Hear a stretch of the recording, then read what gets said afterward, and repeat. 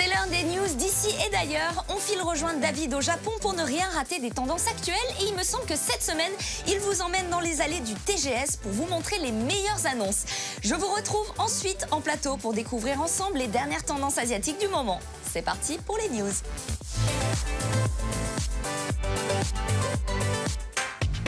Konnichiwa, salut à tous. Aujourd'hui, nous sommes dans la préfecture de Chiba, au centre de convention Makuhari Messe, et je vous emmène au plus gros événement jeux vidéo de l'année au Japon, le Tokyo Game Show.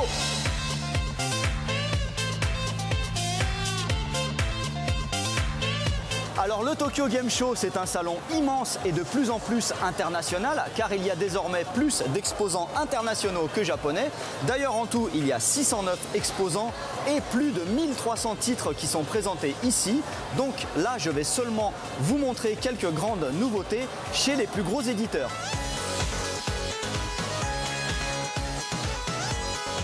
Sur le stand de Koei Tecmo, la nouveauté principale, c'est Sengoku Musou 8. Alors le principe est à peu près toujours le même, ça se passe en Chine pendant les guerres entre les grandes dynasties et on incarne un personnage super fort, capable de slasher, de décimer des armées entières d'ennemis.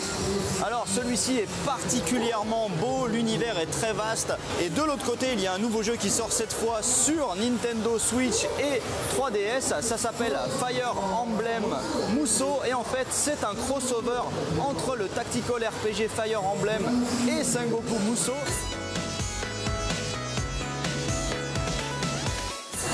Chez Sega, la licence qui, une fois de plus, est la plus mise en avant, c'est la licence Yakuza, alias Ryuga Gotoku, car il y a la sortie en décembre 2017 de Ryuga Gotoku Kiwami 2, et à côté le jeu le plus what the fuck, c'est Hokuto ga Gotoku. En fait, il s'agit de l'univers de Ken le survivant transposé dans l'univers de Yakuza, donc ça se passe dans un espèce de pseudo-quartier des divertissements, mais dans le monde apocalyptique de Ken.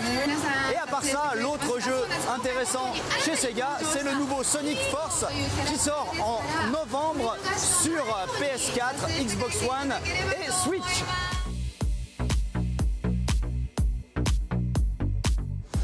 Du côté de Square Enix, en annonce intéressante, il y a notamment la sortie du mode multijoueur de Final Fantasy XV, sorti le 31 octobre 2017.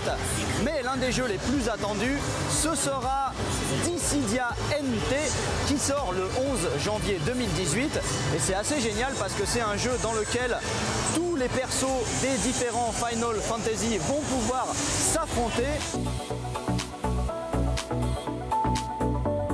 Voilà un très bon cru du Tokyo Game Show cette année.